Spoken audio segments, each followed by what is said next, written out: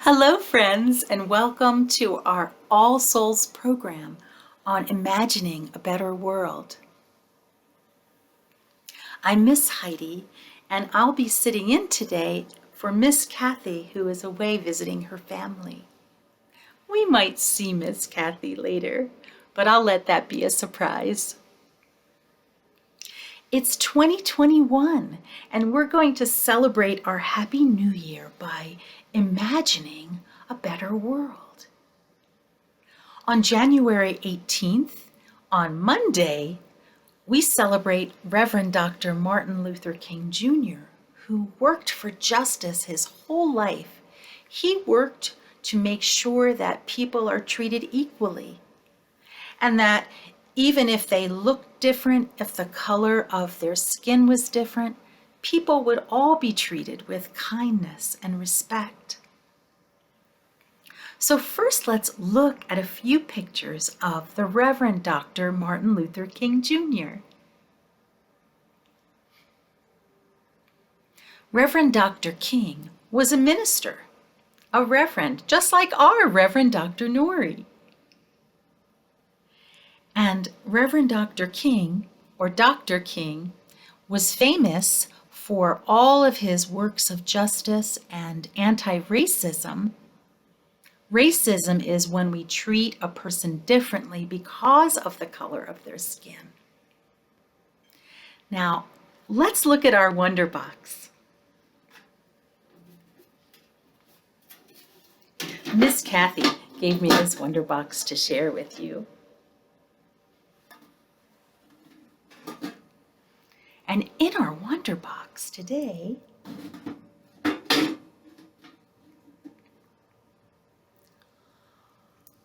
are pennies. Very shiny pennies. And I've included a link for you to shine up your pennies if you'd like. If you want to look around your house and shine up some old pennies that you have. These pennies are very old. But my pennies have on the front our 16th president, Abraham Lincoln, and on the back, a picture of the Lincoln Memorial. Now, why, you may ask, is the penny in the Wonder Box? And that is because at the Lincoln Memorial, which is on the back, and here are some pictures of the pennies so you can see them a little more closely. On the back of the penny, if you look close enough, you can even see a statue of President Lincoln in the middle of the Lincoln Memorial. And the Lincoln Memorial building in Washington, D.C. was the place of a very famous speech by Reverend Dr. Martin Luther King, the I Have a Dream speech. And this was a speech, well, I'll let you hear some of it. Here, listen to Dr. King. I have the pleasure to present to you Dr. Martin Luther King, Jr.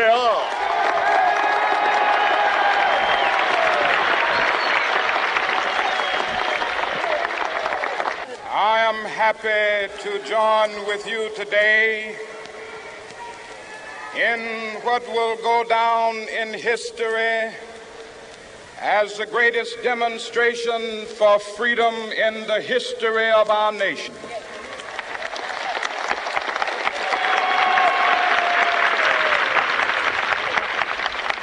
I have a dream. My poor little children will one day live in a nation where they will not be judged by the color of their skin, but by the content of their character. I have a dream today. Wow. When I listen to that speech, it really makes me excited to do what I can to end racism. We all have a voice that we can use to make a difference in the world, and sometimes we'll speak, sometimes we'll sing, sometimes we'll stand up for others who might not be being treated kindly and with respect, but we can all use our voice to make a difference. Let's light our chalice.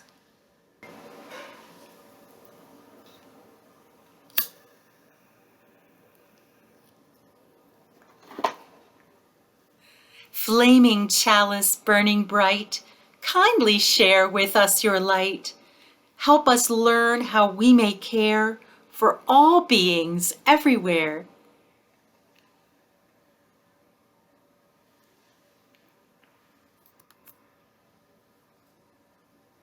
Working hard to end racism is one of the ways our UU faith guides us to being a person of imagination and how we can imagine a better world. What things would you do to end racism and create more kindness in the world? What would be your action? Do you march? Do you volunteer? Maybe you can raise money or collect food for people who don't have enough food. Let's focus and wiggle our fingers and toes and get ready for our first guest, who will read a story and talk to us more about another brave American. I wiggle my fingers. I'm imagining my hands doing wonderful things to create kindness and change in the world. I wiggle my fingers. I wiggle my toes. I wiggle my shoulders. I wiggle my nose. Now all my wiggles are out of me, and I am still as still can be. Here's our first guest. Thanks, Heidi. Hi, everybody. Kathy here, and I brought along my very good friend, Ceci, too. Hi. We both hope that you all had a wonderful holiday season. Yeah. You know, Ceci, the Reverend Dr. Martin Luther King Jr. was a very brave and a very great man. He is truly an American hero. Yes, he is. Another American hero that I'd like to tell you about is a woman named Ruby Bridges. Who's that? Well, when Ruby Bridges was just 6 years old, she became the first Black person to attend an all-white person's school in New Orleans, Louisiana. She wrote a book about that experience. The book is called Ruby Bridges Goes to School, My True Story by Ruby Bridges. We are going to watch a video version of that book today. So everybody get all comfy cozy, put your best listening ears on. There you go, your listening ears on, Ceci? Yeah. All right, and let's settle in to watch the video version of Ruby Bridges Goes to School, My True Story. Welcome back to another edition of Sankofa Read Aloud. Today's story is titled Ruby Bridges Goes to School, My True Story, written by Ruby Bridges. I hope you enjoy. A long time ago, some people thought that Black people and white people should not be friends. In some places, Black people were not allowed to live in the same neighborhoods as white people.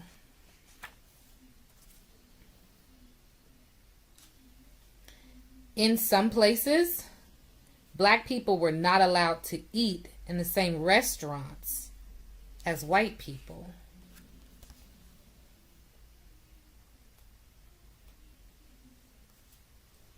And in some places, Black children and white children could not go to the same schools. This is called segregation. The United States government says segregation is wrong. People should live where they want. People should eat where they want. Children should go to school where they want. My name is Ruby Bridges. In 1960, I went to kindergarten in a school for Black children. I liked my school. I liked my teacher. I liked my friends. But there was a school for white children even closer to my house than the school for Black children. It was the William Frantz Elementary School. The government said Ruby Bridges should be allowed to go to the William Frantz School. In 1961, I was in the first grade. My mother took me to the Frantz School. Marshals came with us to make sure that we were safe. Some people did not want a black child to go to the white school. They stood near the school. They yelled at me to go away. Parents took their children out of the school. I was alone with my teacher, Mrs. Henry. I loved Mrs. Henry, and Mrs. Henry loved me. I was a very good student. I learned math. I learned how to read, but I wished the children would come back. Months and months passed. Then one day, children began to come back to school. At last, I had friends to play with. I was very, very happy. Many people have read about me in newspapers and books. A famous writer, John Steinbeck, wrote about me. He wrote that I was very brave. A first lady, Eleanor Roosevelt, wrote a letter to me. The letter told me that I was a good American. Norman Rockwell was an artist who painted a picture of me. The painting has become very famous. Now, I am grown up, I am married, I have children. One day, Mrs. Henry and I were both asked to be on a TV show. That was the first time we had seen each other in many years. Now we talk to each other often. Now black children and white children can go to the same schools. I like to visit schools. I tell my story to children.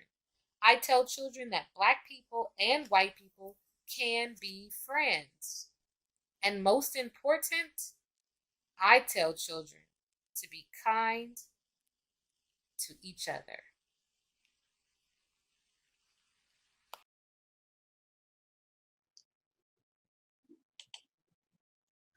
Wasn't that a great story? Ruby Bridges certainly shows us that one person, no matter how small, can really make a big difference in this world. And you can make a big difference too in this world. And you can too, Ceci. Yes, I can. You can indeed. Bye-bye, everybody. We will see you again in February. Thank you, Kathy. I hope you know it's me, it's Ms. Heidi. I've been engaging in a little imagination and creativity. Let's hear next from Miss Evany and Miss Kelsey, who will talk to us about how they make a difference with their voice and with their helping hands. And then we'll go right to Deanna and our body prayer. Hi, my name's Kelsey and this is my mom, Evany, and today we're going to talk about what you can do to make a difference. We're going to tell you a little about what's important to us, and we're going to tell you how we work to try to make a difference in the world and how we use our voice to communicate the change that we want to see happen. Kelsey, what are some things in the world that are important to you? I think some things that are important to me is making sure that we treat people kindly. And we have to treat everyone kindly, regardless of what they look like, and if they are different than us or the same as us. Because not everyone's going to look like you, right? But we have to treat them kindly and make sure that they're being treated fairly as well. How about you? What do you think is important to you? Well, the most important thing to me is that we take good care of the earth and all the plants and animals on the earth, and we make it so that they can live here too. And we have clean air and clean water and a nice place for us to go to if we want to go hiking or camping. So I call that the environment. I hope that we have a healthy environment. Kelsey, so how do you go about making a difference by using your voice? Yes, there's so many ways you can use your voice to make a difference. One way I like to do is I like to volunteer. I like to go to places to help others. For example, I volunteer at a place where we provide meals for families who can't always afford to buy groceries every week. And so we load things into their car so that they can eat for that week. Other ways that are simpler where you can use your voice too is by just when you see someone who says something that isn't nice to someone, you can talk to them. You can say, "Why did you say that? That wasn't very nice," right? Because sometimes people treat others wrongly because they look different than them, right? And we can't do that. We must treat everyone fairly. So, Mom, what do you do to use your voice? Well, I've done lots of different things. Once, a long time ago, I was a park ranger, and I would talk to people about the environment and plants and animals and how to help the environment. I've also been a teacher and done similar things with that. And more recently, I've been able to work at the Catamount Institute, and I take groups of children out and we learn about different things having to do with plants and animals and how to help the environment and things like that. I also go to demonstrations where we march or listen to speakers and talk about ways to help bring about climate change. So maybe there'll be laws that help bring about change with the climate. So, we've been talking a lot about what we do to use our voice and about the things that matter to us. But now I want you to think about what matters to you and what are the ways that you can use your voice to make a difference in your life and help whatever you care about. You might think about telling other people about the thing that you care about and getting ideas from them about what you can do. You can talk to your parents about things that you care about, and maybe they can help you in making a difference. Some things I thought might be fun to do. You could maybe make a picture or a poster of something that is important to you, and you can put it in your window, or you can put it on the computer, or you can put it in your yard, or you can maybe do some chalk art out on the sidewalk of something that's important to you. Here are some pictures that show some of the things we do. This is a sign we put in our yard to show that we care about a lot of things. Here's a picture of some signs that people hold when they're out in a march or a protest. And here we are listening to some speakers talk about climate change and what we should do to help prevent it.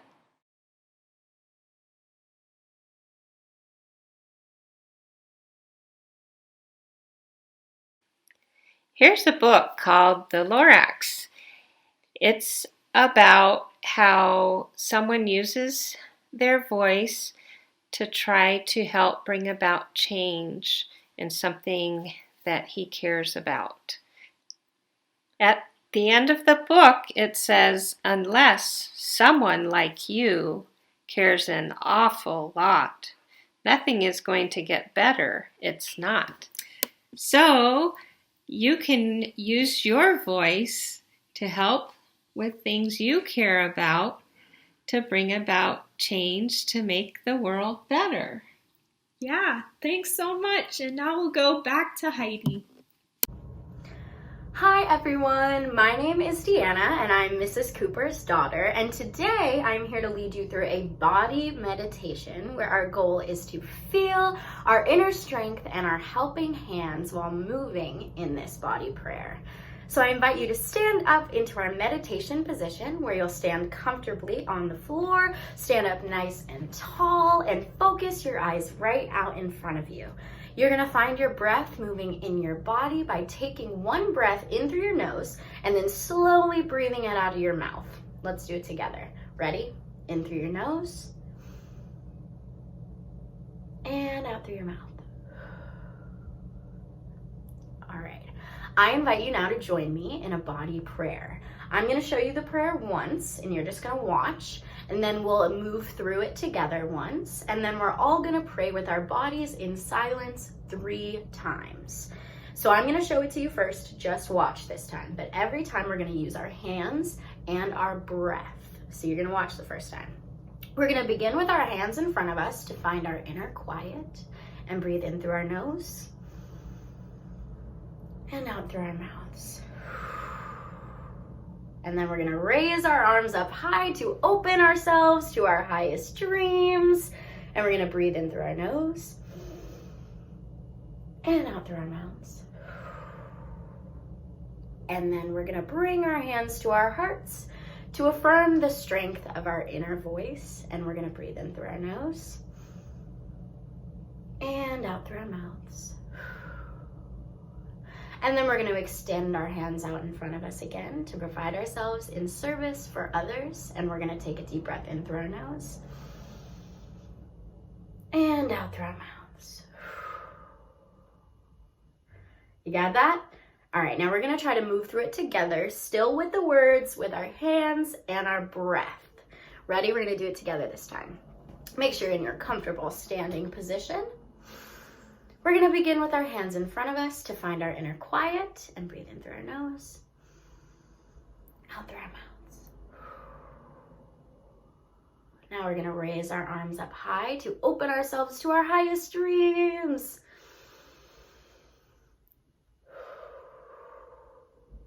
And now we're gonna bring our hands to our hearts to affirm the strength of our inner voice. And put our hands out in front of us again to offer ourselves in service to others.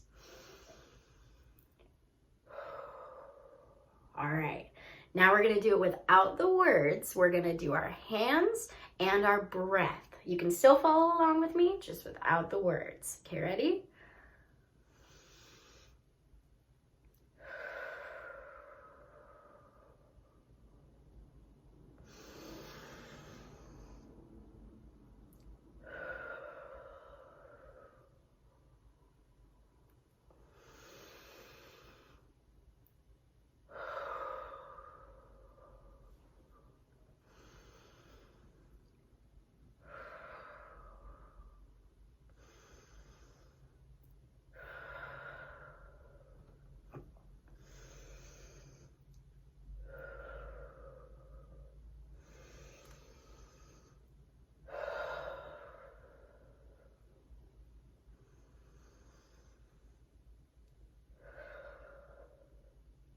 Last time.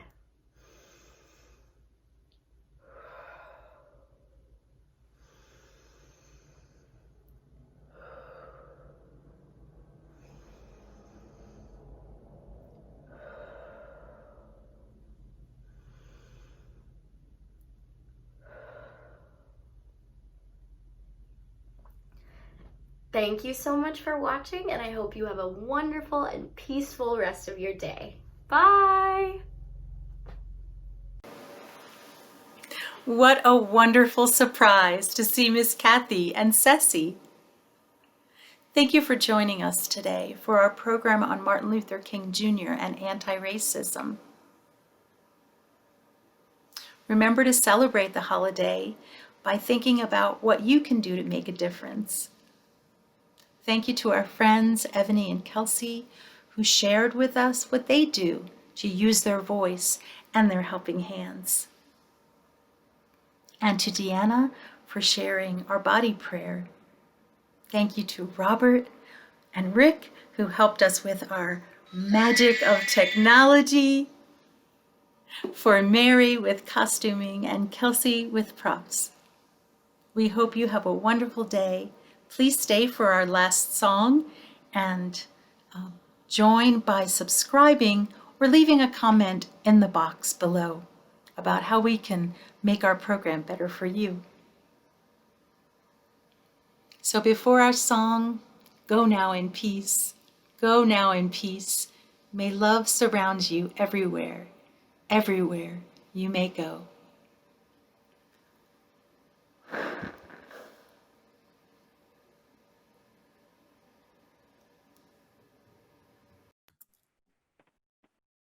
Hi, everyone. I am so excited to have my friend and daughter here with me, Deanna, to sing a song for you. Hi, everyone. I'm Deanna. We are going to sing What Can One Little Person Do by Sally Rogers. And we're doing this song for you because this is what we love to do to make a difference. We love to sing. So we're going to work some magic now and make a difference. Here is the chorus that you can sing along with, the part that goes over and over again.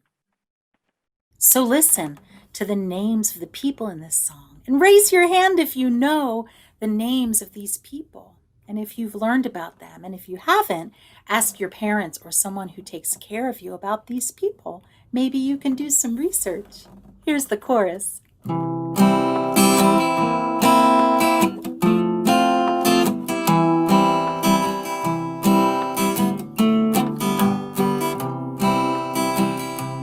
What can one little person do? What can one little me or you do? What can one little person do to help this world go round? One can help another one, and together we can get the job done. What can one little person do to help this world? Harriet Tubman was alone on the darkened road to freedom, but she couldn't leave her people far behind.